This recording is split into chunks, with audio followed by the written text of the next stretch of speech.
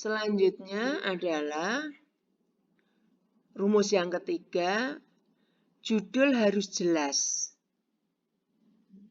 Judul ini harus jelas, menarik, dan mengandung kata kunci penting.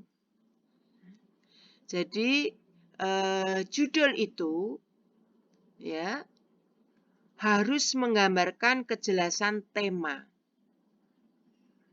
Kemudian harus menggambarkan kejelasan pokok bahasan dan arah penelitian yang akan dilakukan.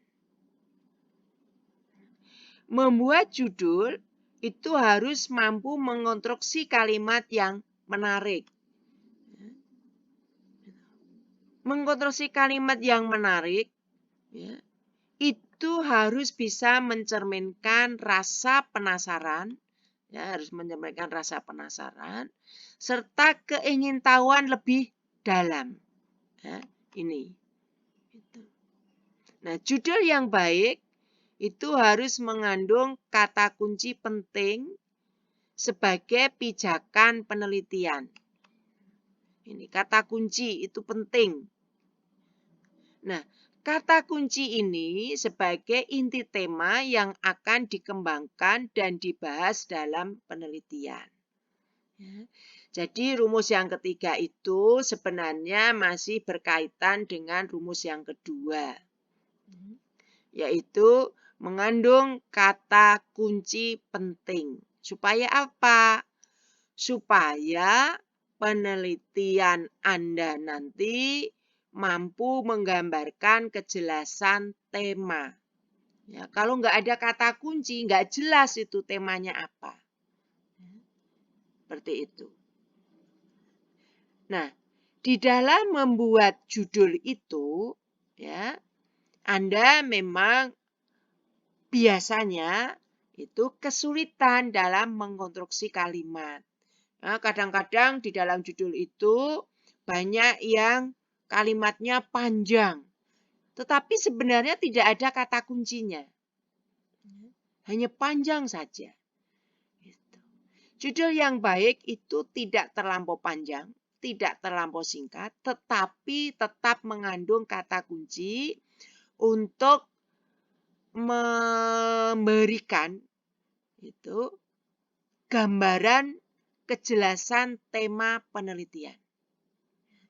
Ini adalah rumus yang ketiga.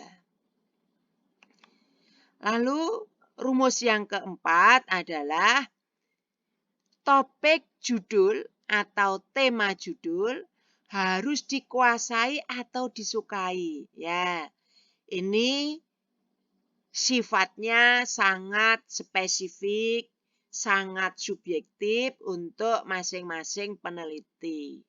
Ya, soal yang disukai, yang dikuasai, ini sudah menyangkut hal yang sifatnya melekat kepada individu peneliti. Hal ini merupakan kekuatan internal dalam diri peneliti, ya. Jadi menguasai, menyukai itu merupakan kekuatan internal. Kekuatan internal untuk apa? Ya, untuk agar peneliti termotivasi secara maksimal. Ya, itu. Nah, mengapa motivasi itu penting? Kan? Karena merupakan kekuatan internal yang itu terus mampu memberikan support, baik secara pikiran, mental, dan fisik. Ya. Jadi yang namanya motivasi internal itu akan otomatis tidak Anda sadari akan memberikan motivasi atau support. Supportnya di mana saja? Ya, akan mensupport pikiran Anda. Ya, mental Anda akan tangguh dan fisik Anda akan kuat. Nah, mengapa ada pikiran, mental, dan fisik? Karena di dalam melakukan penelitian itu pikiran Anda harus fokus, harus jernih, mental Anda harus tangguh, tidak mudah menyerah ketika ada kendala-kendala di lapangan. Dan fisik harus kuat. Nah, ini otomatis ya. Nggak ada yang namanya pikiran kuat, mental kuat, dan fisiknya itu lemah, mudah sakit-sakitan. Tidak ada. Jadi 3 hal ini akan menjadi prasyarat. Ya, itu. Nah, sekarang memilih topik judul yang dikuasai oleh peneliti itu akan memberikan rasa ketertarikan dan akan membangkitkan rasa keingintahuan lebih dalam. Ya. Jadi kalau peneliti itu meneliti dan dia sangat menguasai topiknya, maka ada rasa tertarik. Kemudian tersugesti, ya, termotivasi. Untuk apa? Untuk menggali ya, lebih dalam. Jadi rasa keingintahuannya secara otomatis akan muncul. Nah, kalau orang itu sudah kepo, gitu ya, sudah ingin tahunya dalam, maka otomatis dia akan melakukan penelitian yang jauh lebih menukik ke dalamnya. Dan ini akan mensukseskan nanti di dalam pembahasan, otomatis hasil penelitian Anda akan sangat berarti. Gitu. Nah, dengan menggali gitu ya, dengan menggali penelitian itu lebih dalam, maka apa yang akan Anda peroleh? Yaitu bahwa hasil penelitian Anda itu tidak hanya lebih luas, tetapi juga lebih dalam. Yaitu mampu mengembangkan penelitian itu lebih dalam. Dan ini amazing banget begitu ya, luar biasa. Bahwa mungkin tema Anda ada yang menyamai, tetapi pembedanya adalah pembahasan Anda lebih dalam, kemudian Anda lebih detail begitu. Dan ini akan memberikan nilai tambah yang luar biasa. Ya, ini adalah rumus yang keempat. Sekarang saya jelaskan rumus yang kelima dalam membuat judul. Ya. Sebelum membuat judul, itu harus banyak membaca dan mencari referensi. Nah, biasanya kesalahan peneliti itu adalah tidak membaca dan mencari referensi lebih dulu. Ya. Tetapi tiba-tiba saja kemudian membuat judul. Nah, mencari referensi atau membaca ini ya, itu terkait nanti dengan rumus yang keempat. Ketika Anda tertarik, ketika Anda menguasai tema tertentu, maka segera cari, segera baca referensi ini. Ya, itu. Supaya apa? Supaya Anda betul-betul bahwa yang saya kuasai, yang membuat saya tertarik itu ternyata saya mudah mencari referensinya. Itu. Ada banyak begitu orang atau peneliti tertarik ya pada tema tertentu. Tetapi referensinya sulit dicari. Itu akan menyulitkan dan jangan dilakukan tindakan lebih lanjut. Ya. Karena di dalam penelitian itu Anda harus mencari yang namanya teori-teori untuk digunakan sebagai pisau analisis atau rumus analisis. Ya, ketika pisau analisis atau teorinya sulit Anda cari, referensinya sangat sulit, maka ini akan menghambat penelitian Anda. Ya. Oleh karena itu, kalau ada tema yang menarik, kemudian Anda menyukai, Anda juga menguasai, ya, maka tolong ditindaklanjuti dengan mencari referensi. Ya, carilah referensi. Gitu. Wah, referensinya susah Bu ini. Ya jangan dilanjutkan. Ya. Karena rumus yang saya berikan ini itu tidak secara serta-merta berdiri sendiri, tetapi saling terkait. Ya. Bahkan akumulatif begitu. Walaupun memang memungkinkan satu rumus bisa Anda terapkan. Ya. Tetapi dalam membuat judul perhatikan 7 rumus yang saya berikan. Ya. Ini rahasia. Ya. Ini ibarat masakan itu ini adalah bumbu-bumbu rahasia chef. Itu saya berikan kepada Anda semua. Nah, penguasaan referensi menjadi sangat penting karena akan memiliki dasar pemahaman dan prinsip terhadap tema yang akan diangkat dalam judul. Ya, itu.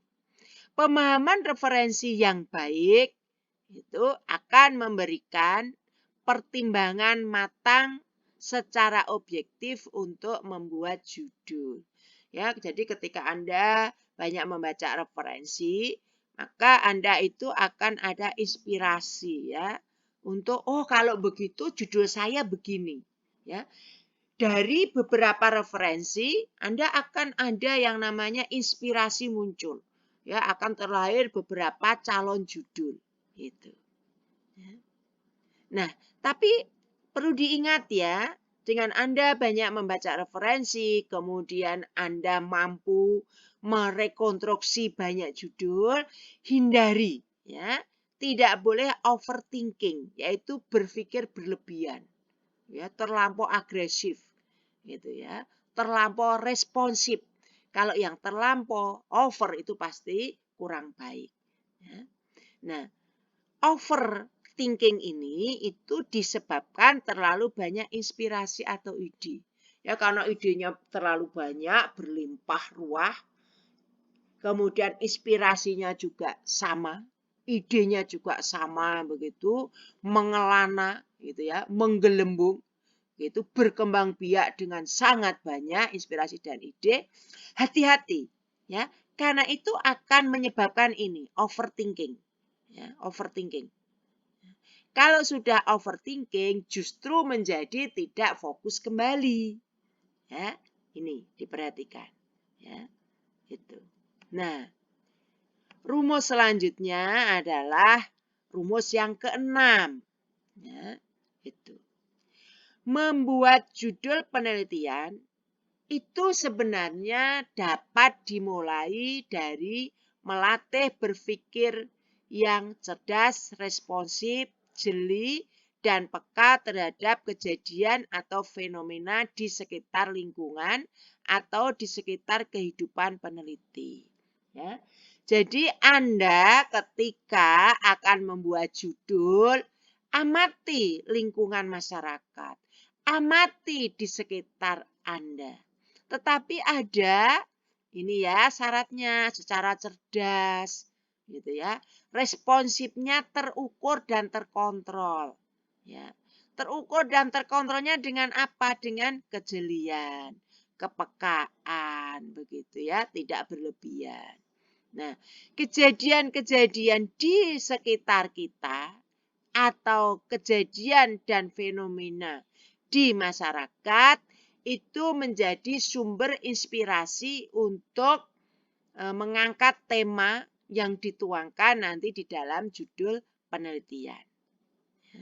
Nah, oleh karena itu, ya, sebelum memilih judul, itu dapat dilakukan pengamatan secara seksama terhadap fakta-fakta yang ada di masyarakat.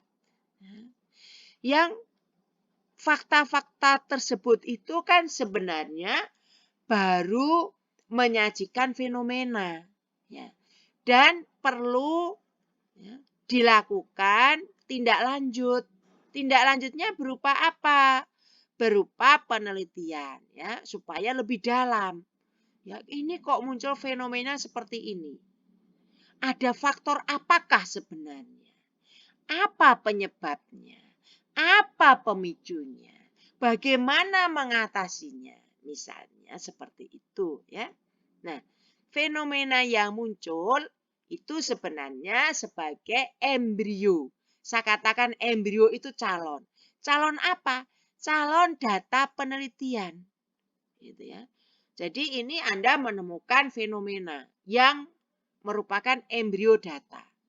Nah, embrio data yang ada ya, muncul di fenomena lingkungan sekitar Anda atau di masyarakat Anda itu harus dicari referensinya. Ya. Ada tidak ya referensinya? Untuk nantinya dijadikan landasan atau sumber data penelitian. Jadi tidak semua fenomena yang Anda temukan tadi itu bisa Anda angkat di dalam tema judul penelitian. Ya harus dipilih gitu ya. Mana ya yang ada referensinya untuk nanti dijadikan landasan atau sumber data penelitian. Ya, oleh karena itu tadi harus secara jeli, secara peka, secara cerdas itu di situ ya. Harus dilakukan filter atau pemilihan gitu. Nah, hal yang tertuang di dalam rumus nomor 6 ini juga terkait di dalam rumus nomor 5 dan nomor-nomor selanjutnya. Oleh karena itu, ya, rumus di dalam memilih judul ini saya katakan sebagai rumus yang sifatnya itu adalah akumulatif ya, tidak alternatif. Itu. Nah, itu. Sedangkan yang terakhir, rumus terakhir yaitu rumus ke-7 adalah bahwa judul penelitian itu harus mengembangkan dan memperdalam tema judul penelitian lama atau terdahulu. Ya. Jadi Anda itu bisa, ya, apabila Anda sebelumnya sudah melakukan penelitian. Ya. Ini kalau untuk yang S2 itu bisa memperdalam dari penelitian di S1 di skripsinya. Kalau untuk yang program S3 bisa memperdalam dan mengembangkan hasil penelitian dari tesisnya dan dari skripsinya atau dari penelitian-penelitian terdahulu lainnya. Itu boleh, enggak apa-apa, enggak haram itu. Justru makin bagus. Tetapi ada syaratnya. Ya, syaratnya apa? Bahwa hasil peneliti terdahulu atau peneliti lain terdahulu, ya boleh orang lain sudah meneliti tapi dia hanya di permukaan, Anda perdalam, boleh, tidak plagiasi itu. Ya.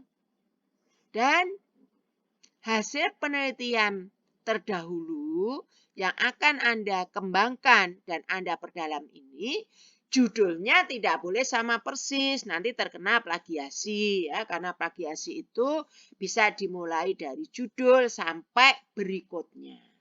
Ya, itu. Nah, sekarang bagaimanakah cara mengembangkan dan cara memperdalam tema penelitian sebelumnya? Nah, itu bagaimana caranya? Ya.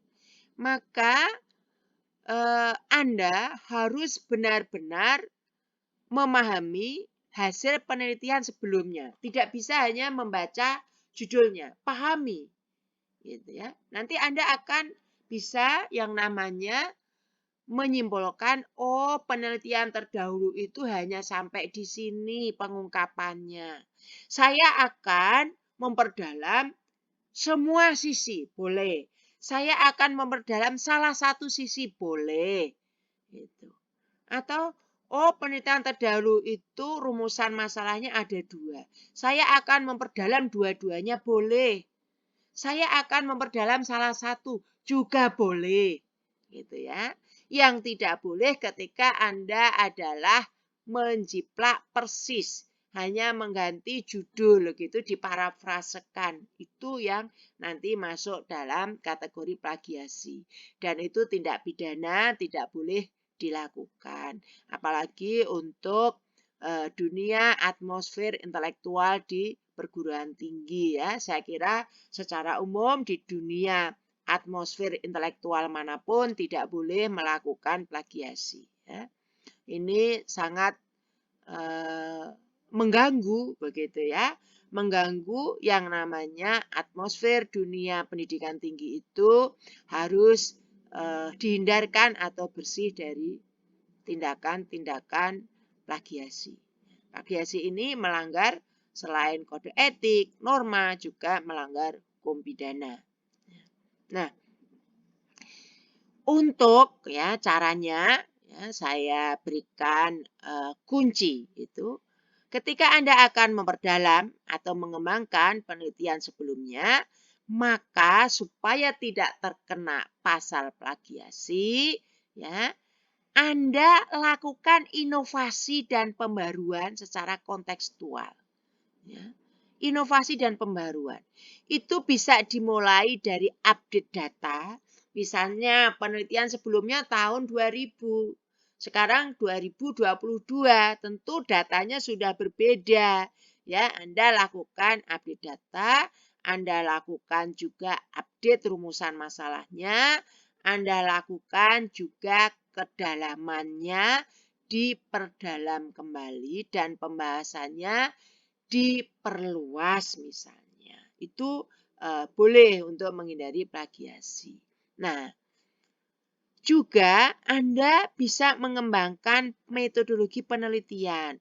Kalau sebelumnya metodologi yang digunakan itu misalnya hanya metode-metode yang kontekstual pada saat itu, maka Anda sekarang akan mengembangkan metodologi penelitiannya, ya, yang lebih komprehensif, yang lebih menjamin kesahihan data yang akan Anda olah itu.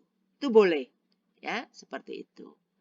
Nah, ada 7 rumus penting yang sudah saya berikan kepada Anda semua. Dan rumus-rumus ini adalah rumus-rumus inti.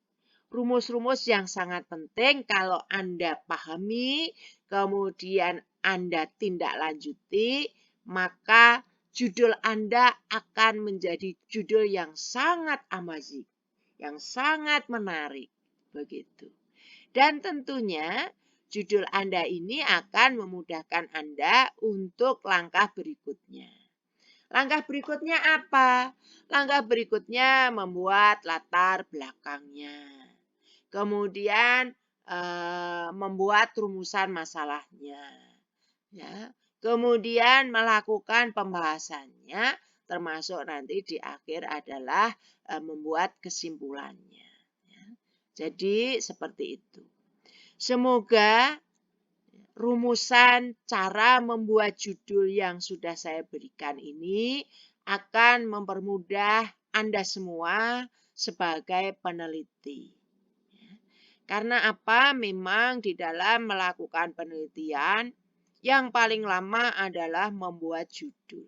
Kalau judul itu sudah baik, sudah memenuhi kriteria rumusan ini, tentu nanti langkah berikutnya Anda akan dimudahkan karena ini menjadi guidance pokok. Terima kasih. Wassalamualaikum warahmatullahi wabarakatuh.